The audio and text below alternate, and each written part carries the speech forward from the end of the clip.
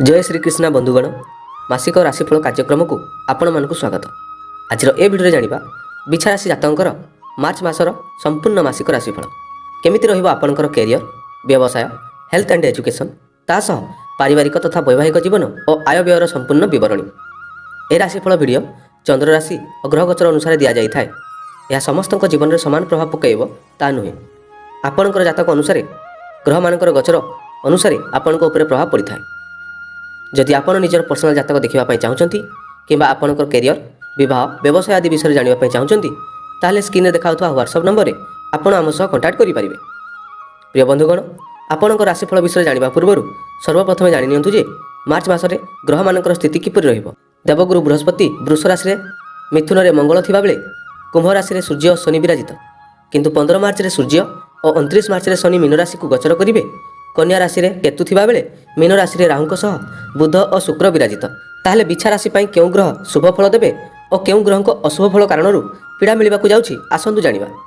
बंधुगण वीडियो को शेष पर्यंत देखिए कहीं अशुभ ग्रह पर उपाय कौन करेंगे ता वीडियोर शेष जाना पाइबे। वीडियो आरंभ करने पूर्व जदि आप ए पर्यंत चैनल को सब्सक्राइब करना ताहले एबे ही शुभ मुहूर्त प्लीज चैनल को सब्सक्राइब कर नियंतु। ताहले आसंतु बिछा राशि संपूर्ण मार्च मास राशिफल विषय चर्चा करवा। ताहले सर्वप्रथमे आसंतु जानिबा बिछा राशि जातकर कैरियर और व्यवसाय विषय। ए मासरे आपनकर कैरियर सर्वोत्तम रहिबो। आपनकर कैरियर घर राशि स्वामी सूर्य शनि सहित चतुर्थ भाव में अछंती। तासह सूर्य और शनिकर सप्तम दृष्टि आपनकर कैरियर घर को पड़ुछि। ए मासरे आपनकर इंटेलेक्चुअल डेवलपमेंट भी हेबो। जो जगह आपण कार्य करूछंती सेही जगह आपण एग्रेशन सहित कार्य करिवे। आपनक मन में बेले बेले इगो भी देखा दे पारे, ताकू टिके शांत करंतु एवं निज काम को डेडिकेटेडली करंतु। देखिए आपण को आपण कर्ममय जीवन में सफलता भी आनीदेव और समस्ते आपण को प्रशंसा भी करेंगे। तासह ए मासरे आपणकर प्रमोशन योग बनूची। उच्च पदपदवी आपण पाई पारंती। जो माने पूर्वर चाकरी पाई प्रिपरेशन होउथिले पाई पारु नथिले सेमानक पाई चाकरी योग भी बनूची। ए मासरे ट्राए करंतु, देखिए आपण को चाकरी मिल जिवो। परिश्रम करंतु आपण को सफलता निश्चय मिलिबो। जो माने पूर्वर प्राइवेट जॉब करुथिले कोनोसी असुविधा होतला टार्गेट फुलफिल करि पारु नथिले ए मासरे सेमाने टार्गेट भी फुलफिल करिवे और तांकर इनसेंटिव भी वृद्धि हेबो। तासह निजर कर्ममय जीवन में सफलता और प्रशंसा भी मिलवाक जाउछि। ए मासरे ट्रैवलिंग जग बनूची। आपण चाहिए ट्रैवल भी करि परिबे और ट्रैवल कला समय रे आपनकर लाभ भी हेबो और ट्रैवल रे आपण खुशी भी अनुभव करिवे। ओवरऑल कहबा गले कर्ममय जीवन में ए मासरे सर्वोत्तम रहिबो, किंतु गोटे सावधान रहिबाकू पड़िबो। निजर ईगो निजर क्रोध को शांत करंतु एवं शांत मन में समस्त सहित हैप्पीली कार्य करंतु। देखिए आपण आपण कार्य क्षेत्र में प्रशंसा भी पाइबे और आपन को शांति भी लागिबो। निजर व्यवसाय ए मासरे अनेक सफलता आनीदेव। जो माने निजर व्यवसाय को परिवर्तन करने चाहूले करें। जदि स्थान परिवर्तन कर गोटे स्थान निजर व्यवसाय ट्रांसफर कर अन्य एक स्थान में जाई देवाई चाहूँगी ताहले ताहा भी करें। आपणों भल रहिबो। ए मासरे किछि तो किछि आपणकर व्यवसाय परिवर्तन होबो। हुए तो आपणकर व्यवसाय किछि इन्वेस्टमेंट करि पारंती किंबा गोटे बिजनेस रु आउ गोटे बिजनेस इंप्रूवमेंट करि पारंती। एमिति किछि भी हेई पारे। आपणकर ए मासरे सबु क्षेत्र में उन्नति देखादेव, व्यवसाय रे ग्रोथ देखादेव, सबु क्षेत्र रोजगार हेबो। आपणकर इन्वेस्टमेंट जदि किछि करिवा पई चाहूतिले ताहले करंतु। शिक्षा को नहीं जदि आपण व्यवसाय करुथिले ताहले बेसी ग्रोथ देखादेव। धन घर और पंचम घर राशि स्वामी होई गुरुदेव बृहस्पति आपणकर सप्तम भाव में अछंती, जहा कारणरू ए मासरे आपणकर धन संबंधी जहाँ भी समस्या थिला सबु किछि दूर होई जिवो। तासह आपणकर व्यवसाय रे इंप्रूवमेंट भी हेबो। आपण निजर व्यवसाय को वृद्धि करबा पई किछि नुआ नुआ आइडिया भी लगै पारंती, किंतु बेले बेले अन्य लोकंक सहित धोखा भी खाई पारंती। एथिप्रति गुरुत्व देबे। कोनोसी इन्वेस्टमेंट करबा पूर्व स्टॉक मार्केट किंबा शेयर मार्केट जदि पैसा इन्वेस्टमेंट करबा पूर्व भाभी चिंती करंतु, नहले बेले बेले क्षति भी सही पारंती। नहले व्यवसाय दृष्टि ए मासटी सर्वोत्तम रहिबो। सबु क्षेत्र आपणकर आय रे वृद्धि हेबो। ए मासरे आपणकर स्वास्थ्य समस्या बेले बेले देखादेव।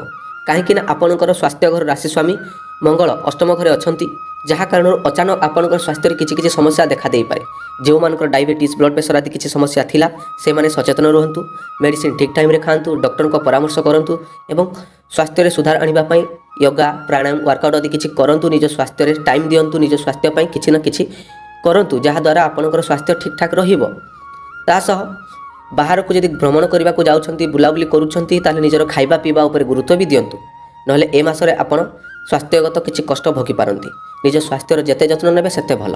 बेसी किछि समस्या पड़िबनी, कहीं गुरुंकर सप्तम दृष्टि आपणकर लग्न घर को भी पड़ुछि।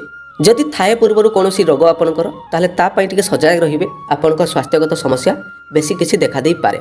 କାହିଁକିନା ରାହୁ ବୁଧ ଶୁକ୍ର ଏକତ୍ର ବି ଅଛନ୍ତି। ଆପଣଙ୍କର ଲାଇଫରେ ଯଦି କୌଣସି ରୋଗ ଆସିବ ଅଚାନକ ଆପଣଙ୍କର ହେଲ୍ଥ ଇସ୍ୟୁ ଦେଖାଦେବ। ତେଣୁକରି ନିଜ ସ୍ୱାସ୍ଥ୍ୟର ଯତ୍ନ ନିଅନ୍ତୁ।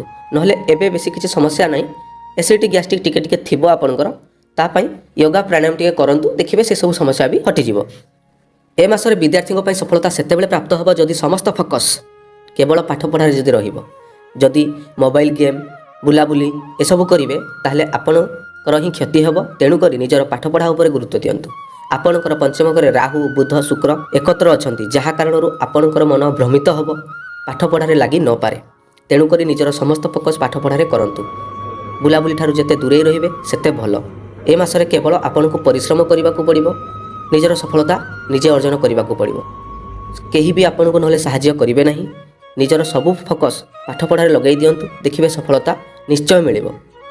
ତଥାପି ବି ଆପଣଙ୍କର ମନ ଭ୍ରମିତ ହେବ, ଆପଣ ଡିଷ୍ଟର୍ବାନ୍ସ ହେବେ। କୌଣସି ନା କୌଣସି କାରଣରୁ ଆପଣଙ୍କର ସ୍ୱାସ୍ଥ୍ୟଗତ ବି ବେଳେବେଳେ ସମସ୍ୟା ଆସିବ, ଯାହାଫଳରେ ଆପଣ ଡିଷ୍ଟର୍ବାନ୍ସ ହେବେ। କୌଣସି ନା ଅନ୍ୟ କିଛି କାରଣରୁ ବି ଆପଣଙ୍କର ପାଠପଢ଼ାରେ ମନ ରହିବ ନାହିଁ, ଡିଷ୍ଟର୍ବାନ୍ସ ଆପଣ ହେବେ। ତେଣୁକରି ନିଜର ସମସ୍ତ ଫୋକସ୍ ପାଠପଢ଼ାରେ କରନ୍ତୁ, ତାପରେ ଯାଇ ଆପଣଙ୍କର ସଫଳତା ପ୍ରାପ୍ତ ହେବ। ଯେଉଁମାନେ କୌଣସି ଏଣ୍ଟ୍ରାନ୍ସ ପାଇଁ ପ୍ରିପାରେସନ୍ ହେଉଛନ୍ତି, ପଢ଼ାପଢ଼ି କରୁଛନ୍ତି, ଯେଉଁମାନେ ଏକ୍ଜାମ୍ ପାଇଁ ପ୍ରିପାରେସନ୍ ହେଉଛନ୍ତି, ସାବଧାନର ସହିତ ପରିଶ୍ରମ କରନ୍ତୁ, ସମସ୍ତ ଫୋକସ୍ ପାଠପଢ଼ାରେ ଲଗାନ୍ତୁ, ନହେଲେ ଆପଣଙ୍କର ରେଜଲ୍ଟ ଆପଣଙ୍କ ସପକ୍ଷରେ ଆସି ନପାରେ।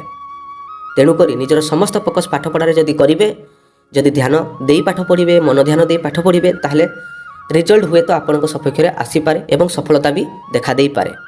ତେଣୁକରି ଗୁରୁତ୍ୱ ଦିଅନ୍ତୁ, ନିଜର ସମସ୍ତ ଫୋକସ୍ ପାଠପଢ଼ାରେ କରନ୍ତୁ। ପ୍ରେମ ଜୀବନରେ ବିଛାରାଶି ଜାତକ ଏ ମାସରେ କିଛି କିଛି ଡିଷ୍ଟର୍ବାନ୍ସ ଆସିପାରେ। ନିଜର ପାର୍ଟନରକୁ ଯେତେ ବି ବୁଝାଅ ସେମାନେ ବୁଝିବେ ନାହିଁ, ତାଙ୍କୁ ଯେତେ ବି ଭଲ ପାଅ ତାଙ୍କ ମନରେ ସନ୍ଦେହ ଆସିବ। ଉଭୟଙ୍କ ମଧ୍ୟରେ ବେଳେବେଳେ ମିସ୍ଅଣ୍ଡରଷ୍ଟାଣ୍ଡିଂ ଦେଖାଦେବ। ନିଜର ଭାଷାକୁ କଣ୍ଟ୍ରୋଲ କରନ୍ତୁ, ନିଜର ବାଣୀକୁ କଣ୍ଟ୍ରୋଲ କରନ୍ତୁ, ନହେଲେ ଉଭୟଙ୍କ ମଧ୍ୟରେ ଝଗଡ଼ା ବେଳେବେଳେ ଦେଖାଦେଇପାରେ। ଉଭୟଙ୍କୁ ସନ୍ଦେହ ବି କରିପାରନ୍ତି। ବ୍ୟବହାରରେ ଠିକ୍ ରଖନ୍ତୁ, ବିଶ୍ୱାସ ରଖନ୍ତୁ, ତାହେଲେ ଯାଇ ଆପଣଙ୍କର ଭଲ ପାଇବା ଠିକ୍ଠାକ୍ ରହିବ। ଆପଣଙ୍କର ପଞ୍ଚମେଶ ଗୁରୁ ସପ୍ତମ ଘରେ ଅଛନ୍ତି, ତେଣୁକରି ଧ୍ୟାନ ଦେବେ। ସନ୍ତାନ ପକ୍ଷରୁ ଯେଉଁମାନେ କିଛି ସୁଖ ପ୍ରାପ୍ତ ହେଉନଥିଲା, ସନ୍ତାନ ସୁଖରୁ ଯେଉଁମାନେ ବଞ୍ଚିତ ଥିଲେ, ସେମାନଙ୍କୁ ଏ ମାସରେ ସନ୍ତାନ ସୁଖ ମିଳିପାରେ। ରାହୁ ବୁଧ ଶୁକ୍ର ଏକତ୍ର ଅଛନ୍ତି, ଗର୍ଭପାତ ବି ହେଇପାରେ, ଏଥିପ୍ରତି ଧ୍ୟାନ ଦେବେ। ଏ ମାସରେ ଆପଣଙ୍କର ପାରିବାରିକ ଜୀବନ ସୁଖମୟ ରହିବ। ପରିବାରରେ ଯେଉଁ ଅଶାନ୍ତି ଥିଲା ସେସବୁ ଦୂର ହୋଇଯିବ। ଅର୍ଥଗତ ସବୁ ସମସ୍ୟା ଦୂର ହେବ ଏବଂ ପରିବାରକୁ ଅର୍ଥର ଅନେକ ସ୍ରୋତ ମିଳିବାକୁ ଯାଉଛି। ପତି ପତ୍ନୀଙ୍କ ମଧ୍ୟରେ ପୂର୍ବରୁ ଯେଉଁ ଛୋଟମୋଟ କିଛି ଝଗଡ଼ା ଥିଲା ସେସବୁ ବି ଦୂର ହୋଇଯିବ। ଉଭୟଙ୍କ ମଧ୍ୟରେ ଗୁଡ୍ ଅଣ୍ଡରଷ୍ଟାଣ୍ଡିଂ ରହିବ।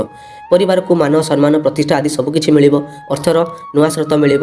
ପରିବାରରେ ସମସ୍ତଙ୍କ ମଧ୍ୟରେ ଗୁଡ୍ ଅଣ୍ଡରଷ୍ଟାଣ୍ଡିଂ ରଖନ୍ତୁ, ସମସ୍ତଙ୍କ ମଧ୍ୟରେ ଭଲ ରିଲେସନ୍ ରଖନ୍ତୁ, ପତି ପତ୍ନୀଙ୍କ ମଧ୍ୟରେ ବିଶ୍ୱାସ ରଖନ୍ତୁ, ଉଭୟଙ୍କୁ ଟାଇମ୍ ଦିଅନ୍ତୁ, ଦେଖିବେ ଆପଣଙ୍କର ବୈବାହିକ ଜୀବନ ସୁଖମୟ ରହିବ, ପାରିବାରିକ ଜୀବନ ସୁଖମୟ ରହିବ। ଏ ମାସରେ ମୋଟାମୋଟି ଭାବରେ କହିବାକୁ ଗଲେ ଆପଣଙ୍କର ବୈବାହିକ ଜୀବନ ସର୍ବୋତ୍ତମ ରହିବ, କିନ୍ତୁ ପ୍ରେମ ଜୀବନରେ କିଛି ଅଶାନ୍ତି ଦେଖା ଦେଇପାରେ। ତେଣୁକରି ବିଶ୍ୱାସର ସହିତ ନିଜର ଭଲ ପାଇବା ରଖନ୍ତୁ, ଉଭୟଙ୍କୁ ଭରସା ରଖନ୍ତୁ, ବିଶ୍ୱାସ କରନ୍ତୁ, ତାହେଲେ ଯାଇ ଆପଣଙ୍କର ଭଲ ପାଇବା ଠିକ୍ଠାକ୍ ରହିବ। ନହେଲେ ପାରିବାରିକ ଜୀବନ କୌଣସି ଅଶାନ୍ତି ନାହିଁ, ପରିବାରରେ ସମସ୍ତ ସୁଖ ଆପଣଙ୍କୁ ମିଳିବାକୁ ଯାଉଛି। ଯଦି ଏ ମାସରେ ଆପଣ କୌଣସି ଗାଡ଼ି କୌଣସି କାର୍ ଆଦି କିଣିବା ପାଇଁ ଚାହୁଁଥିଲେ ତାହେଲେ କିଣିପାରିବେ। ଏ ମାସରେ ଆପଣଙ୍କୁ ସବୁ କ୍ଷେତ୍ରରୁ ସହଯୋଗ ପ୍ରାପ୍ତ ହେବ। ଯେଉଁମାନେ କର୍ମମୟ ଜୀବନରେ ଅଶାନ୍ତି ଭୋଗୁଥିଲେ, ଯେଉଁମାନଙ୍କର ବ୍ୟବସାୟ ଟିକେ ସ୍ଲୋ ଚାଲିଥିଲା, ଏ ମାସରେ ସେମାନଙ୍କର ବ୍ୟବସାୟ ବି ଷ୍ଟ୍ରଙ୍ଗ ଚାଲିବ। ଆଉ ଯେଉଁମାନଙ୍କର କର୍ମମୟ ଜୀବନରେ କିଛି ଅଶାନ୍ତି ଥିଲା ସେସବୁ ଦୂର ହୋଇଯିବ। ଓଭରଅଲ୍ କହିବାକୁ ଗଲେ ଏ ମାସଟି ଆପଣଙ୍କ ପାଇଁ ସର୍ବୋତ୍ତମର ମାସ ହେବାକୁ ଯାଉଛି। ତାହେଲେ ବିଛା ରାଶିର ଜାତକ ଅଶୁଭ ଗ୍ରହ ପାଇଁ ଉପାୟ କ'ଣ କରିବେ? ପ୍ରତ୍ୟେକ ଦିନ ସୂର୍ଯ୍ୟଙ୍କୁ ଜଳର ଅର୍ଘ୍ୟ ଦିଅନ୍ତୁ ଏବଂ ପ୍ରତ୍ୟେକ ମଙ୍ଗଳବାର ଦିନ ହନୁମାନ ଚାଳିଶା ପାଠ କରନ୍ତୁ। ଆପଣଙ୍କ ପାଇଁ ସୁଖ ସମୃଦ୍ଧି ଆଣିଦେବ। ଏ ଥିଲା ବିଛା ରାଶିର ସମ୍ପୂର୍ଣ୍ଣ ମାର୍ଚ୍ଚ ମାସର ମାସିକ ରାଶିଫଳ। ପ୍ରିୟ ବନ୍ଧୁଗଣ, ଯଦି ନିଜର ପର୍ସନାଲ ଜାତକ ଦେଖିବା ପାଇଁ ଚାହୁଁଛନ୍ତି ତାହେଲେ ସ୍କ୍ରିନରେ ଦେଖାଉଥିବା ହ୍ୱାଟ୍ସଆପ୍ ନମ୍ବରରେ ଆପଣ ଆମ ସହ କଣ୍ଟାକ୍ଟ କରିପାରିବେ। ତାହେଲେ ଆଜି ପାଇଁ ଏତିକି, ପୁଣି ଦେଖା ହେବା ଅନ୍ୟ ଏକ ଭିଡ଼ିଓରେ। ଜୟ ଜଗନ୍ନାଥ, ଜୟ ମା ସମଲେଇ।